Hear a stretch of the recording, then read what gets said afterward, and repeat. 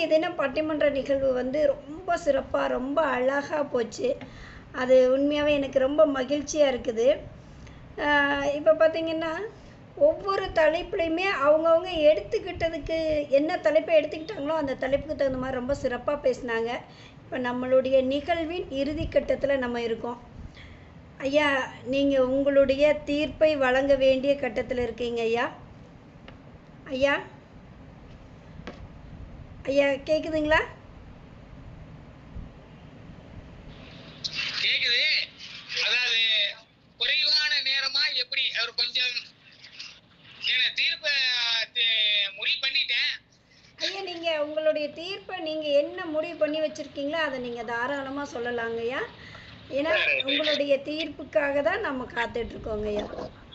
சரி, ரைட்டு, நன்றி. இப்போ வந்து இந்த பட்டிமன்றத்தை சிறப்பா வழி நடத்தின உங்களுக்கு ராணி உங்களுக்கு என்னுடைய மனமார்ந்த நன்றிகள். அதே மாதிரி இந்த பட்டிமன்றத்துல வந்து சிறப்பா ஆணித்தரமா சமன் போல நம்ம எந்த பக்கம் சாய முடியாம அந்த பக்கம் ரெடி இந்த பக்கம் ரெடின்னு சொல்லி அவங்களுடைய கருத்துல ரொம்ப சிறப்பா எல்லாம் நல்ல அருமையா சொல்லியிருக்காங்க. இப்ப இருப்பினும் நம்ம தீர்ப்பு கூற வேண்டிய கட்டத்துல இருக்கு. ஏதோன்னு சொல்லிதான் ஆகணும்னு இல்லை, ஆய்ந்து அறிந்து ஒரு தீர்ப்பை சொல்ல வேண்டியதா இருக்குது. அதாவது அன்பே தெய்வம் இல்லைங்களா, அறிவே செல்வம். எப்படி சொல்றாங்கன்னு, அன்புங்கிறது தெய்வம் தான், ஆனா அறிவு தான் செல்வம் அப்படின்னு சொல்றாங்க. இப்ப குழந்தைகளை இருக்கு இல்லைங்களா, அந்த குழந்தைகளை பெறுவது பெற்றோர்களின் வரம். குழந்தைகள் பெற்றோரின் வரம். பிள்ளைகளை பேணி காப்ப வேண்டியது அவர்களுடைய கடமை. ஆச்சியா, அதுக்கு உறவுக்கும் கிடையாது. இப்போ உறவுன்னா நான் வந்து உறவு வச்சிருக்கேன்னு அவங்கள வளர்த்துறது கிடையாது. அது அவங்களுடைய கடமை, பெற்றதுக்கான கடமை. ஆனால் அது குழந்தைகளின் வளர்ச்சியின் போது அது மாறுபடுது இல்லைங்களா. ஒரு குழந்தை சின்னதா இருக்கிறப்ப நாம வந்து கொஞ்சம் பெருசான ஆகிறோம். 9 வயசு 10 வயசான தனித்து விட்டுறோம். இளைஞன் ஆகிறப்ப நம்ம தள்ளி விட்டுறோம். முதியவனானு அவன் நம்மளை தள்ளி விட்டுறான். இதான் வந்து அதனுடைய வளர்ச்சியின் போது வேறுபடுகிறது. அதற்கு காரணம் அவர்கள் இளைஞர்கள் ஆகும் போது அன்பின் நெருக்கம் மட்டும் தேவைப்படாது. ஏன்னா அந்த அன்பின் நெருக்கம் மட்டும் இருந்தா படாது, அதையும் தாண்டி உலகியலும் அறிவு பெருக்கமும் தேவைப்படுகிறது. கூடவே கண்டிப்பும் தேவைப்படுகிறது. அறிவு பெருக்கம் இருந்தா போதாது, கண்டிப்பும் தேவைப்படுகிறது. அவர்கள் அறிவு தேடலின் பெருக்கமே இந்த அறிவு பெருக்கம் எனப்படுவதாகுது. அவர்களது பொறுப்புணர்ச்சியை ஊக்குவித்து செல்வம், சொத்து, பணம், கல்வி, வேலை வாய்ப்பு, நல்ல பழக்க வழக்கங்கள், ஆரோக்கியம், சேமிப்பு கற்றுத்தருவது எதுன்னு கேட்டா ஒரு அன்பின் நெருக்கத்தை விட அறிவின் பெருக்கம் தான் அதிகமா அதை செஞ்சு காட்டுது. இப்ப தொட்டில் பழக்கம் சுடுகாடு வரைன்னு சொல்றோம். அதுல வந்து நல்லது இருக்குது, கெட்டது இருக்குது. ஆனால் பெரும்பகுதி அதை ஏன் சொல்றாங்கன்னா ஒரு கெட்டவனை தான் சொல்லுவாங்க. ஒரு நல்லவனை வந்து தொட்டில் பழக்கம் சுடுகாடு வரைக்கும் சொல்ல மாட்டாங்க. அப்ப அந்த தொட்டில் பழக்கம் சுடுகாடு வரைக்கும் சொல்றது தீயவனை சொல்றாங்கன்னா அப்ப குடும்ப உறவுகள் அவனை சரியா கவனிக்கல அப்படின்னு தான் நம்ம கணக்கில் எடுத்துக்க வேண்டி இருக்குது. அப்புறம் வல்லமை மிக்க வாழும் மனிதர்களாக இளைஞர்களை மாற்றுவதற்கு உயர்த்தி பிடிப்பது அறிவு பெருக்கம் தான். ஏன்னு வச்சுங்க, இப்ப எல்லாமே சொல்றாங்க ஒரு உலகத்துல வந்து ஒரு மனிதன் பிறந்தான், வாழ்ந்தான், வளர்ந்தான், உறவுகள் எல்லாம் இருக்குது. அந்த உறவுகள் எல்லாமே எப்படி இருக்குதுன்னா, இப்ப நாம வந்து பேசுறது வந்து சரியா இருக்கும். எப்படின்னா உறவுக்காரர்கள்லாம் நம்மளோட அன்பா இருக்காங்க, நெருக்கமா இருக்கிறாங்க. இப்ப வந்து கணவன் மனைவி கூட பேசுறதுக்கு நேரம் இல்லைன்னு கூட நம்ம தோழியர் சொன்னாங்க. ஆனா கணவன் மனைவி பேசுனா என்ன வருது? சண்டை தான் வருது.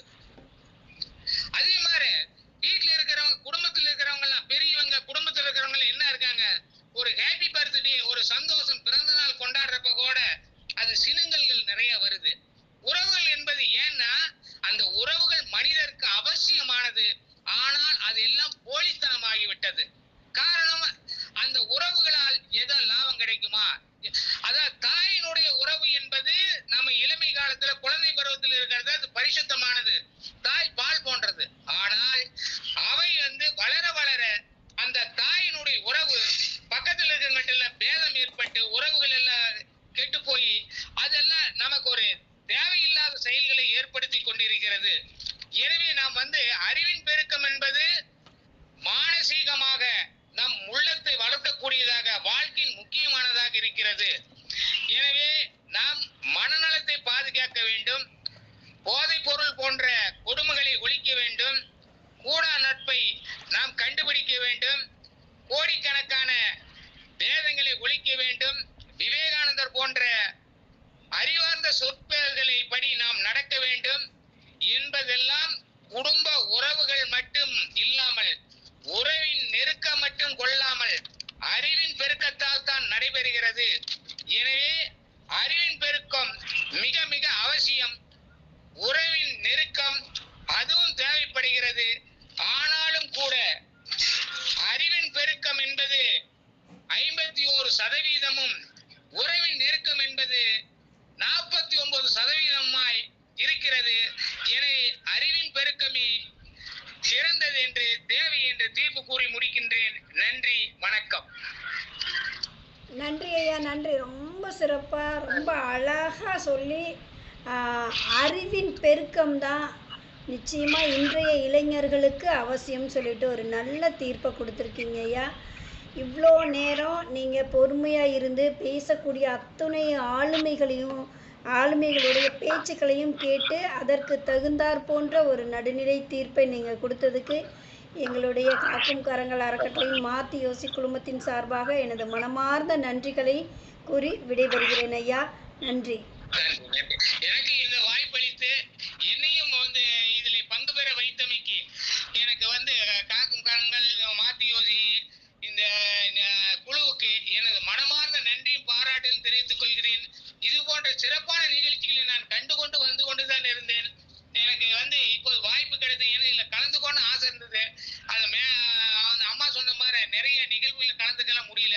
ஆனா எனக்கு அந்த இறைவன் இன்னைக்கு அந்த ஒரு பாக்கியத்தை கொடுத்தாங்கிறதுல மிக மகிழ்ச்சி. ரொம்ப நன்றி, வணக்கம். நன்றிங்கய்யா, நன்றிங்கய்யா. ரொம்ப சிறப்புங்கய்யா. ரொம்ப சிறப்பாக, ரொம்ப அழகாக பேசுனீங்க. மிக்க மகிழ்ச்சியாக இருக்குதுங்கய்யா.